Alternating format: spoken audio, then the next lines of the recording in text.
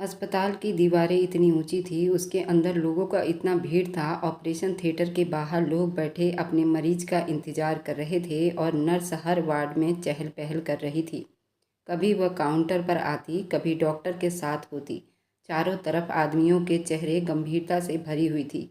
मशीनों की आवाज़ माहौल को और ज़्यादा गंभीर बना रही थी। एक लंबी पतली खूबसूरत औरत हल्के कदमों से अंदर दाखिल हुई।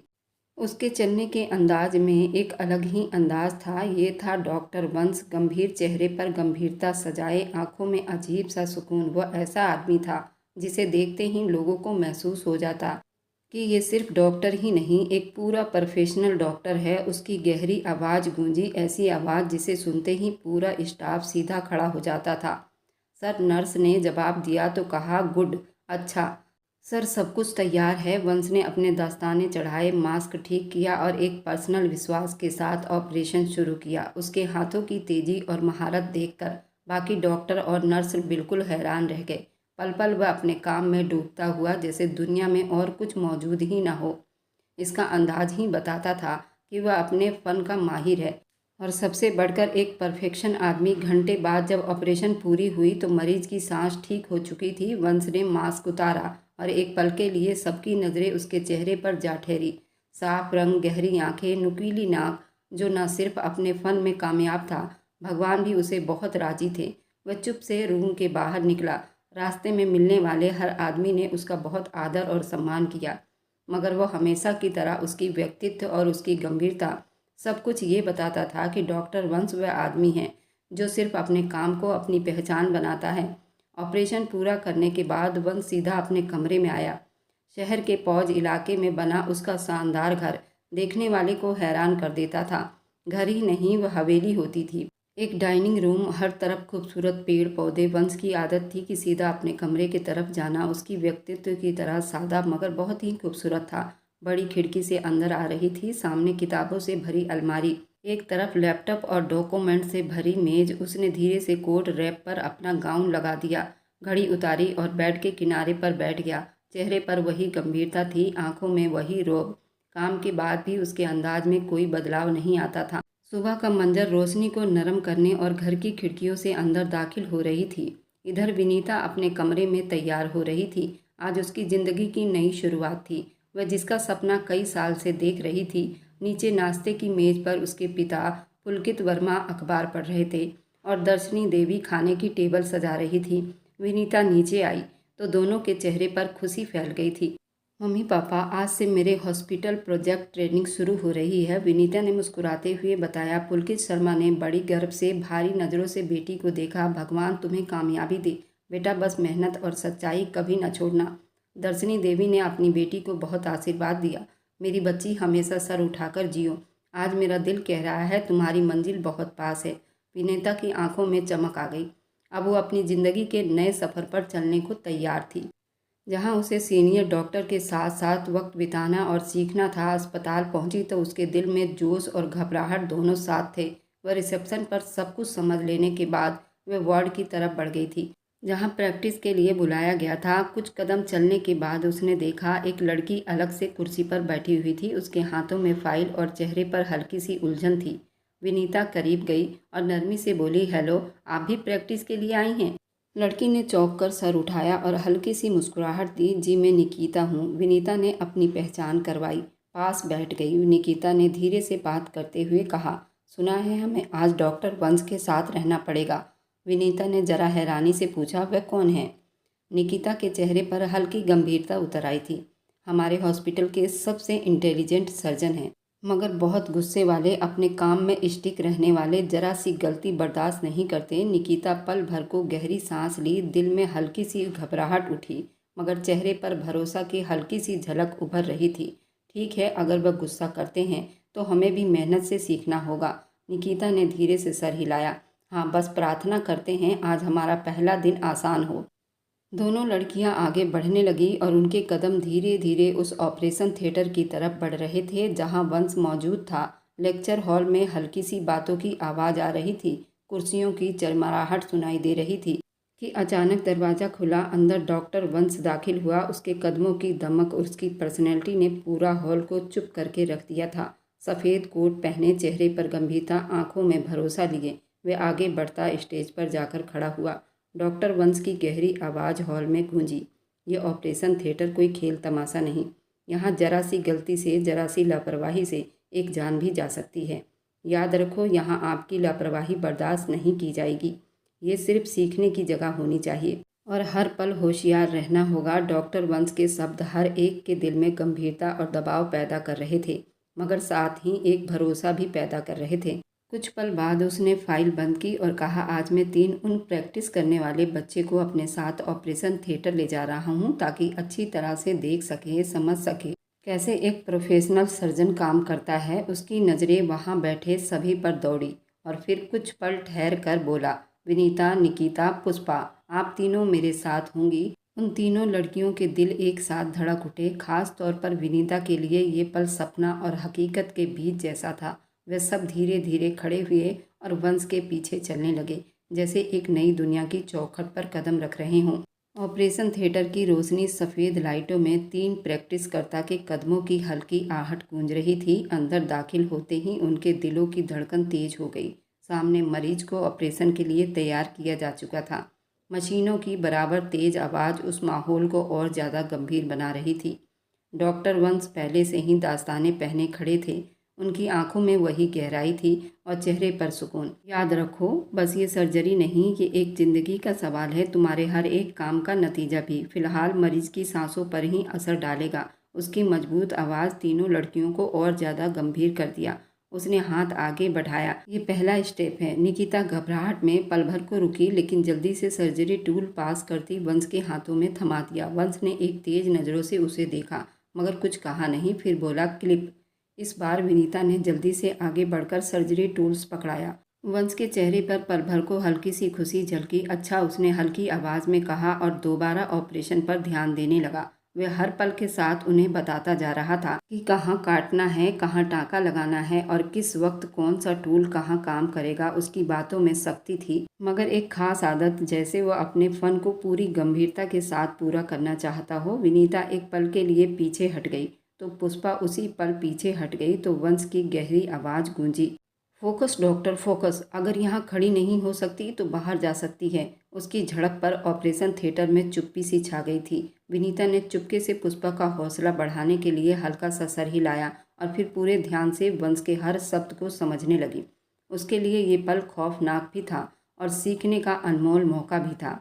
कई घंटों के बाद जब सर्जरी पूरी हुई तो मरीज की हालत थोड़ी नॉर्मल हो चुकी थी। वंश ने दस्ताने उतारे और तीनों लड़कियों को देखा। ये सिर्फ शुरुआत थी। याद रखो, सर्जरी में महारत के साथ हौसला भी जरूरी है। कल तुम में से कौन आगे बढ़ता है, ये तुम्हारी हिम्मत देखकर परखा जाएगा। अगले दिन हॉस्पिटल की सुबह फिर से हलचल से भरी हुई थी। डॉक्टर वंश ने दिन में 2 शिफ्ट ले रखी थी। पहली शिफ्ट में वे 3 अलग मरीजों के साथ ऑपरेशन संभाल रहे थे, जिनमें अलग डॉक्टर का ग्रुप शामिल था, और दूसरी शिफ्ट में वही 3 ट्रेनिंग वाली लड़कियाँ, विनीता, पुष्पा और निकिता, उसके साथ थे। पहले शिफ्ट के बाद जब बाहर लोग थोड़ा सांस ले रहे थे और वह पहला शिफ्ट कामयाबी से पूरा कर चुके थे, तो जल्दी दूसरी शिफ्ट की तैयारी शुरू की गई। ऑपरेशन थिएटर में दोबारा वही माहौल छा गया था। विनीता के दिल में घबराहट, सरसराहट होने लगी, मगर उसने खुद को संभाले पूरा ध्यान देने की कोशिश की। जब ऑपरेशन का समय आया, विनीता की उंगलियां कांपने लगी और उसने सर्जरी टूल्स थोड़ा देर से थमाया था, जिस पर डॉक्टर वंश ने जल्दी गुस्से से कहा, क्या कर रही हो, हाथ संभालो और फोकस करो। उसकी आवाज़ में कोई नरम शब्द नहीं था, सिर्फ बताने और सिखाने की आदत थी। विनीता के चेहरे पर शर्म और डर उतर आया था। वह समस्या को जल्दी से ठीक करने की कोशिश करने लगी। ऑपरेशन के समय वंश ने शांति से मगर हर चीज़ खोल खोल कर बताना चाहा। वह आमतौर पर सर्जरी ट्रेनिंग वालों को सीधा ऑपरेशन थिएटर के अंदर नहीं लाता। ये वो जगह नहीं जहाँ गलतियाँ बर्दाश्त की जाए, मगर आज तुम लोगों को साथ लाया हूँ क्योंकि मैं सिखा रहा हूँ, और ये इसलिए कि मुझे अपनी महारत पर पूरा विश्वास है। तुम सबसे उम्मीद यही है कि तुम लोग चुप से मुझे देखो और मुझे कोऑपरेट करो। औजारों को वक्त पर थमाओ और मेरे कहने पर और मुझ पर ध्यान दो। उनके शब्द गुस्से से भरे थे, मगर उस समय कुछ न कुछ वह सिखा रहे थे। यहाँ जज्बात नहीं, दिमाग, अकल, कान, सब कुछ खुली रखनी होती है। विनीता ने नीचे सर झुकाकर धीरे से कहा, जी डॉक्टर साहब। वंश ने सिर्फ एक नज़र उस पर डाली, फिर दोबारा ऑपरेशन की तरफ लौट आए। और विनीता के अंदर की घबराहट एक और नई तरह की संगीनी में बदल गई। वे जान गई थी कि यहाँ सीखने के लिए मेहनत के साथ खुद को काबू में रखना जरूरी है। कई दिन यूं ही बीत गए। हर रोज़ इंटरनल के लिए कुछ ना कुछ नया सीखने को मिलता, मगर विनीता के लिए ये दिन सिर्फ पढ़ाई और सीखने के लिए नहीं, बल्कि एक अनदेखी एहसास उसके अंदर जन्म ले रही थी। जितना ज़्यादा वक्त डॉक्टर वंश के पास बिताती, उतना ही उसके दिल में एक नरम सा एहसास जागता था। शख्स शब्दों पर भी अनदेखा एहसास। ये आदमी न जाने क्यों उसके दिल पर अपना असर छोड़ रहा था। उस दिन सुबह के शिफ्ट का ऑपरेशन ख़त्म होने के बाद डॉक्टर वंश मामूली के हिसाब से अपने ऑफिस में जाकर कमरे में चुप बैठे थे। बस फाइलों के पन्ने पलटने पर और कलम की हल्की सी आवाज़ हुई। दरवाज़ा धीरे से खुला और विनीता अंदर दाखिल हुई। हाथ में एक चाय का कप था जिससे भाप उठ रही थी। उसके कदम हल्के मगर दिल की धड़कनें तेज थी। डॉक्टर सर, आपके लिए चाय लेकर आई थी, वह धीरे से बोली। वंश ने फाइल से नज़रें उठाकर उसे देखा। पल भर को उसकी आंखों में सवाल उभरा, मगर चेहरे पर वही गंभीरता दिखाई दे रही थी। विनीता, आप यहाँ काम सीखने आई हो, सेवा करने नहीं आई। विनीता के हाथ थोड़े से कांपे थे, मगर वह हल्की मुस्कुराहट के साथ मुड़ी। जी सर, बस सोचा कि आपके लिए थोड़ा सा चाय लेकर चलती हूँ, जिससे आपका मूड फ्रेश हो जाएगा। वंश ने गहरी सांस ली, चाय का कप उसके हाथ से थामा और दोबारा अपनी फाइल की तरफ ध्यान देने लगे। मगर विनीता के लिए ये पल बहुत कीमती था। वे जानती थी कि उसकी बातें शायद कड़वी हो, सख्त हो, लेकिन चुपचाप चाय स्वीकार करना भी चुप से उसे उस वक्त प्यार का एहसास जागा। कमरे से निकलते हुए विनीता के दिल में वह जज्बात और गहरा हो गया। वह मान चुकी थी कि डॉक्टर वंश के लिए उसकी पसंद अब एक आम सा ख्याल नहीं रहा, बल्कि दिल की धड़कनों में उतर चुका है। आज भी वो मामूली के हिसाब से डॉक्टर वंश अपने ऑफिस में बैठे लैपटॉप पर किसी फाइल को पढ़ने में बिजी थे। कमरे में वही गहरी चुप्पी थी, काम की गंभीरता छाई हुई थी। दरवाजे पर हल्की सी किसी की आने की आहट हुई। अगले पल विनीता अंदर दाखिल हुई। उसके हाथ में एक छोटा सा बॉक्स था, जिसे वह बड़ी सावधानी से थामे हुए थी। चुप से मेज के पास लाकर रख दिया। उसने वह बॉक्स वंश के सामने रखा। सर, ये आपके लिए है, उसने धीरे से कहा। वंश ने चौंक कर सर उठाया, भौं को थोड़ी आड़ी तिरछी की और गहरी आवाज़ में बोला, मैं गिफ्ट नहीं लेता विनीता, ये आपको पता होना चाहिए। विनीता ने पल भर को उसकी आंखों में देखा, फिर हल्की सी मुस्कुराहट के साथ बोली, प्लीज़ सर, इस बार ले लीजिए, ये कोई आम गिफ्ट नहीं है, मेरे तरफ से कोई छोटी सी भेंट है। ये कहकर वह तेज़ी से पलटी और कमरे से निकल गई, जैसे उसे और ज़्यादा कुछ कहने या सुनने की हिम्मत नहीं बची थी। वंश ने कुछ पल बॉक्स को घूर कर देखा, फिर धीरे से ढक्कन खोला। अंदर एक बहुत खूबसूरत सी घड़ी रखी थी, जिसकी खूबसूरती और सादगी जल्दी नज़रों को अपनी तरफ खींच लेती थी। वंश ने गहरी सांस ली, घड़ी को हाथ में उठाया और पल भर को चुप बैठा रहा। उसके चेहरे पर कोई वजह या असर दिखाई नहीं दे रहा था, मगर आंखों की गहराई में एक अनजान सी चमक जरूर उतर आई थी। वह रात बड़े ही प्यार से बीती थी। विनीता अपने कमरे की खिड़की के पास बैठी हुई थी, हाथ में किताब खुली हुई थी, मगर उसकी नज़रें शब्दों पर नहीं टिक रहे थे। वह ख्यालों में गुम थी। हर पल बस डॉक्टर वंश का शक्ल उसके दिमाग में घूमता ही रहता था। उनका अंदाज, उनकी गंभीरता, उनकी शक्ति। वह पल जो चुप से चाय और गिफ्ट स्वीकार कर लिया, ये सब कुछ विनीता के दिल की धड़कनों को और ज़्यादा तेज कर रहा था। अब वह उन्हीं ख्यालों में खोई हुई थी कि दरवाज़ा खुला और दर्शनी देवी अंदर आई। बेटी को यूं मुस्कुराते देखकर वह पास बैठ गई और नरम शब्दों में बोली, विनीता, सब ठीक है ना? आजकल तुम बहुत मुस्कुराने लगी हो, कोई बात है क्या? विनीता ने चौंक कर माँ को देखा। होठों पर हल्की सी शर्मीली मुस्कुराहट आई। पल भर को चुप रहने के बाद उसने धीरे से कहा, मम्मी, मुझे डॉक्टर वंश बहुत पसंद है। दर्शनी देवी ने हैरानी और नरमी से बेटी को देखा, फिर उसके बालों पर प्यार से हाथ फेरा। मेरी बच्ची, पसंद और चाहत दिल की समस्याएं होती हैं, लेकिन फैसला हमेशा सोच समझकर करनी चाहिए। विनीता ने माँ का हाथ थामकर नरमी से कहा, मम्मी, वादा करो, अगर कभी डॉक्टर वंश का रिश्ता आया तो आप मना नहीं करोगी। दर्शनी देवी ने मुस्कुराते हुए बेटी को गले से लगाया और बोली, मैं वादा करती हूँ, हम हर कदम पर अपनी बेटी के साथ रहेंगे। 6 महीने के बाद अस्पताल में इंटर्नशिप खत्म हुई। सब एक दूसरे से हाथ मिलाकर एक दूसरे को बाय करने लगे। कोई तस्वीर बना रहा था तो कोई सेल्फी लेने में बिजी था। माहौल में खुशी और जुदाई की हालत थी। विनीता का दिल अजीब बेचैनी में पड़ा हुआ था, जैसे कोई बात अधूरी रह जाएगी अगर उसने आज वंश से मुलाकात न की तो। सबको वो बाय करती वह तेजी से डॉक्टर वंश के केबिन की तरफ बढ़ी थी। दरवाज़ा खोलकर अंदर दाखिल हुई तो वह रोज़मर्रा की तरह फाइलों में बिजी थे। विनीता ने गहरी सांस लेकर कहा, सर मुझे आपसे प्यार हो गया है। वंश ने चौंक कर नजरें उठाई, आंखों में हल्की सी हैरानी उभरी, मगर चेहरे पर वही गुस्सा, वही सख्ती थी। जी बोलिए विनीता, क्या बात है? विनीता ने हिम्मत इकट्ठी की, दिल की धड़कनें जैसे कानों में गूंज रही थी।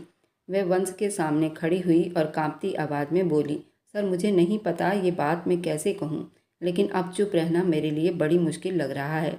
मैं आपसे मोहब्बत करने लगी हूँ, आपको पसंद करती हूँ। अगर आप हाँ कहें तो मैं आपसे शादी करना चाहती हूँ। ये कहकर वह बिल्कुल चुप हो गई।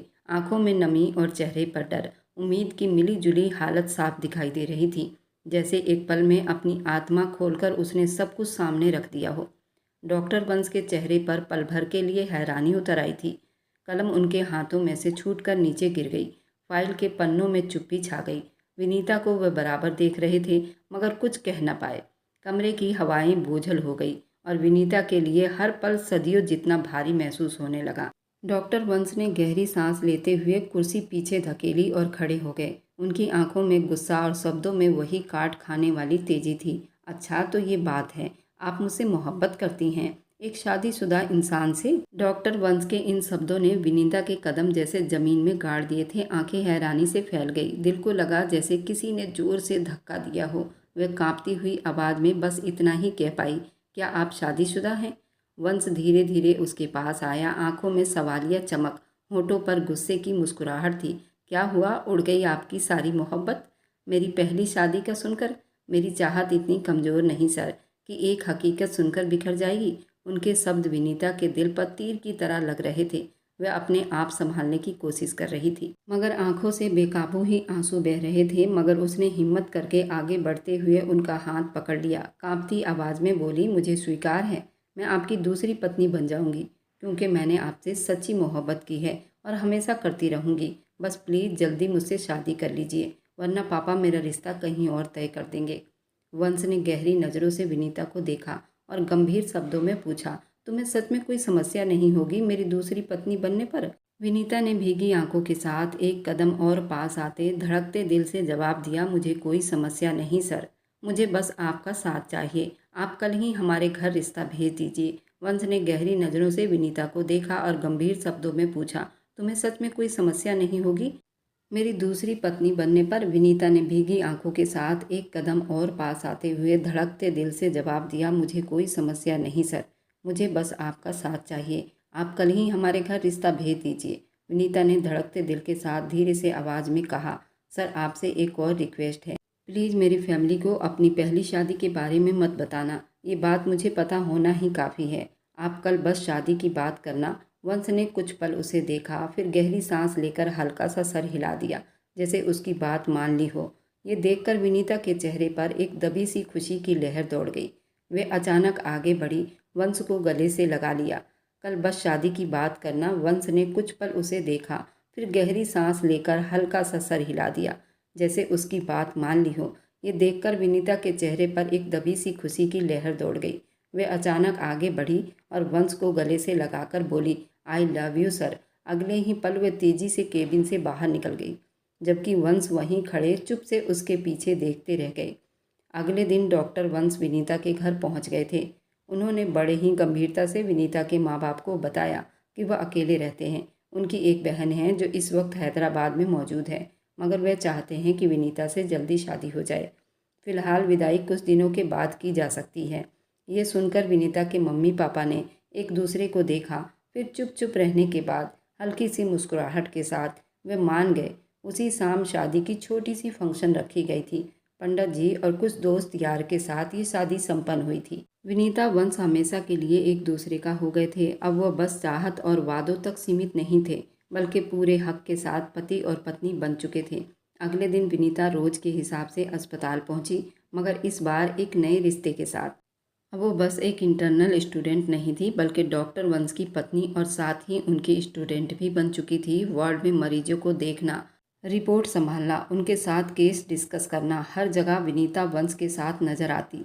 मगर दोनों ने अभी तक अपनी शादी की बात किसी को नहीं बताई थी। अस्पताल के डॉक्टर और नर्स के लिए बस वह एक सीनियर और जूनियर का संबंध रखते थे, मगर हकीकत में उनके बीच एक ऐसा रिश्ता जुड़ चुका था जिसका राज फिलहाल सिर्फ वे दोनों ही जानते थे। विनीता चुप से चाय का कप लिए वंश के केबिन में दाखिल हुई। अंदर वे रोज की तरह लैपटॉप पर झुके हुए थे, किसी रिपोर्ट पर काम कर रहे थे।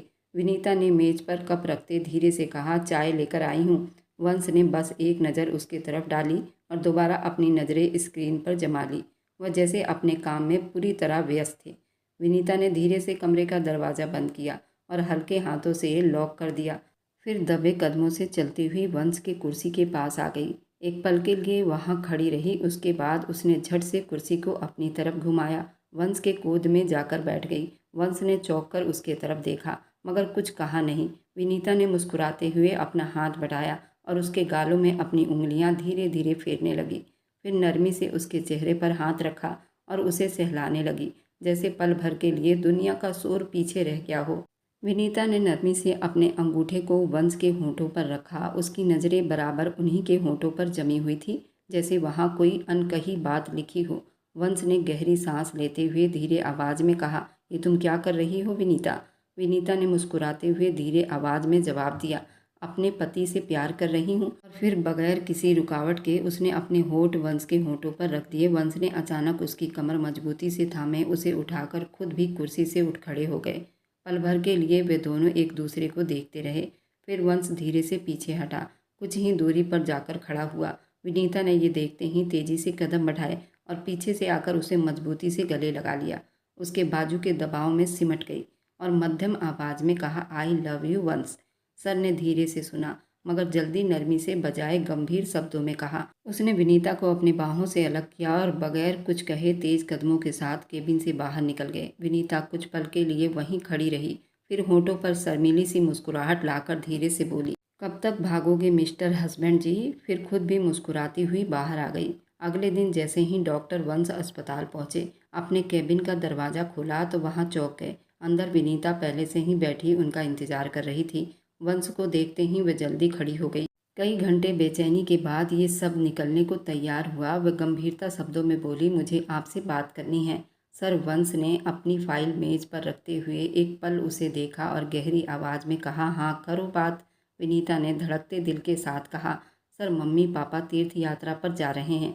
वे चाहते हैं कि मेरी विदाई हो जाए, वरना मैं घर में अकेली कैसे रहूँगी। वंश ने पल भर सोचकर गंभीरता से जवाब दिया, ठीक है मैं तुम्हें अपने फ्लैट में रखूँगा।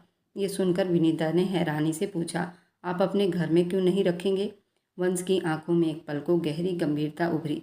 फिर धीरे से बोला, घर में मेरी पहली पत्नी है, अगर तुम वहाँ रहना चाहती हो तो वहीं रह लो उसके साथ, वरना मेरे साथ फ्लैट पर चलना होगा। विनीता ने पल भर को चुप्पी साध ली, फिर गहरी सांस लेकर नरमी से बोली, ठीक है मैं फ्लैट में रह लूँगी, बस आप कल आकर मुझे ले जाओ, क्योंकि मम्मी पापा की फ़्लाइट सुबह 11 बजे की है। ये कहकर वह नज़रें झुका गई, जैसे फैसला करके दिल का बोझ हल्का कर लिया हो। विनीता ने बात पूरी करने के बाद धीरे से कदम बढ़ाए और वंश की कुर्सी को अपनी तरफ खींचा। वो बिना कुछ कहे उसकी गोद में बैठ गई। पल भर को उसकी आंखों में झांकना चाहा, फिर एकदम झुकते हुए अपने होंठ वंश के होंठों पर रख दिए। वह किस इतना छोटा नहीं था, बल्कि एक लंबा सा किस था।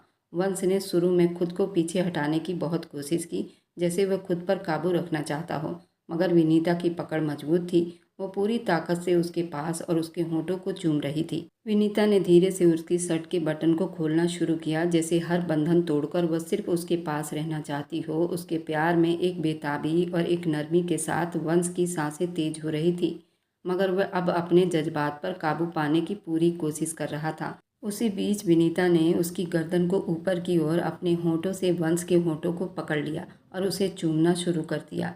हर पल वह उसकी मोहब्बत पाने के लिए तड़प रही हो, अपनी पूरी मोहब्बत के साथ उसे जताना चाहती थी कि उसका दिल, उसके चाहत और उसकी दुनिया वंश के पास ही घूमती रहती है। उसने बड़े ही मुश्किल से अपने होठों को उससे दूर किया और गहरी सांस लेते हुए बोला, देखो विनीता, मुझे तुमसे कुछ कहना है। विनीता ने जल्दी उसका चेहरा अपने दोनों हाथों में थाम लिया, आंखों में प्यार मुस्कुराहट के साथ धीरे धीरे बोली, हाँ सर बोलो, कहो मैं सुन रही हूँ। वंश ने नज़रें झुका ली, जैसे अपने आप से भी नज़रें मिलाने की हिम्मत न हो। उसके चेहरे पर बोझ, गंभीरता, आंखों में एक थकन सी झलक रही थी। वह गहरी सांस लेकर भारी शब्दों में बोला, विनीता ये सब ठीक नहीं है। तुम बार बार कहती हो कि तुम खुश हो, मगर सच ये है कि मैं तुम्हें कभी सेटिस्फाई नहीं कर पाऊंगा। वह एक पल को रुकी, जैसे शब्द उसके गले में अटक गए हो। फिर नज़रें और भी झुकाते हुए धीरे से बोला, मेरी ज़िंदगी की सबसे बड़ी कमी ये है कि अगर मुझ में एक प्रॉब्लम ना होता तो शायद आज मेरे बच्चे होते, शायद मेरा घर अधूरा ना रहता। मगर विनीता, उसकी आवाज़ भारी हो गई और हल्का सा कांपने लगी। तुम्हें ये जानने का हक है कि मेरे साथ रहकर तुम्हें कभी वो खुशियाँ नहीं मिलेगी जो एक औरत को एक पति के साथ मिलनी चाहिए। विनीता अचानक चौंक कर उठकर खड़ी हुई। उसके चेहरे पर हैरानी और आंखों में उलझन साफ झलकने लगी। कांपती हुई आवाज़ में बोली, क्या आप मजाक कर रहे हैं ना? उसके शब्द में एक ऐसी उम्मीद थी जैसे वो भगवान से प्रार्थना कर रही हो ये सब सच ना हो। मगर वंश ने धीरे से सर हिलाया, नज़रें झुकी हुई, भारी शब्दों में बोला, नहीं विनीता, मैं मजाक नहीं कर रहा। ये सच है, मुझे तुम्हें ये सच बताना ही होगा। विनीता की आंखों में आंसू तैरने लगे, मगर अगले ही पल वे तेजी से आगे बढ़ी और वंश के गले लग गई। उसने भरपूर ताकत से उसे अपने बाहों में जकड़ लिया और कांपती हुई आवाज़ में कहा, कोई बात नहीं, मुझे इस सब से फ़र्क नहीं पड़ता। मैं हर रात आपके सीने पर सर रखकर सो जाया करूँगी, क्योंकि मैं आपसे बहुत प्यार करती हूँ। मुझे आपसे कोई समस्या नहीं, मैं आपके साथ बहुत खुश हूँ और हमेशा रहूँगी। अगली सुबह वंश उसके कहने पर उसके घर पहुंच गया। डाइनिंग रूम में सब एक दूसरे से मिले। वह काफ़ी गंभीर दिखाई दे रहा था। दर्शनी देवी और पुलकित साहब के सामने बैठा, दोनों के चेहरे पर अपनी बेटी के लिए फिक्र साफ झलक रही थी। पुलकित साहब ने वंश को देखा, धीरे से बोले, बेटा, विनीता अब तुम्हारी जिम्मेदारी है, उसका बहुत ख्याल रखना। ये सुनकर वंश ने बड़ी इज्जत से सर झुकाया और बड़ी मान से बोला, कहा, जरूर अंकल, आप बेफिक्र रहो, मैं विनीता का हर हाल में ख्याल रखूंगा। उन दोनों ने दर्शनी देवी और पुलकित साहब को तीर्थ यात्रा के लिए भेजा। वे दोनों गाड़ी को जाते बहुत दूर तक देखने लगे। उनकी गाड़ी गली से ओझल हो गई। विनीता की आंखों में हल्की सी आंसू उतर आए थे, मगर दिल तसल्ली में था कि अब उसके माँ बाप आराम से भगवान के दर्शन करेंगे। वंश ने धीरे से उसका हाथ थामा और कहा, चलो अब घर चलते हैं। कुछ ही देर के बाद वे दोनों वंश के खूबसूरत से फ्लैट में दाखिल हुए। फ्लैट बिल्कुल साधारण था, पर वह बहुत अच्छे से सजाया हुआ था। विनीता ने आसपास नज़र दौड़ाई तो हर कोने में वंश की गंभीरता और प्यार झलक रहा था। वह मध्यम मुस्कुराहट के साथ बोली, सच में बहुत प्यारा है ये घर। वंश ने बहुत चुप से उसे देखा, बस इतना कहा, अब ये तुम्हारा भी है। शाम के वक्त दोनों एक साथ डाइनिंग टेबल पर बैठे खाना खा रहे थे। माहौल में बहुत ही सुकून था। सिर्फ बर्तनों की हल्की सी आवाज़, उनके बीच छोटी मोटी बातें चल रही थी। कुछ पल के बाद विनीता ने नरमी से पूछा, वंश, आप कौन से फूल पसंद करते हैं? इसके आगे की कहानी बहुत दिलचस्प रहने वाली है। क्या वंश की दूसरी पत्नी या फिर एक झूठी कहानी है? क्या वंश विनीता को खुशी दे पाएगा या नहीं? आखिर इसके पीछे क्या राज है? इसका दूसरा भाग बहुत ही दिलचस्प रहने वाली है, तो मिस ना करें। इसका दूसरा भाग आपको पहले भाग के कैप्शन में मिल जाएगा।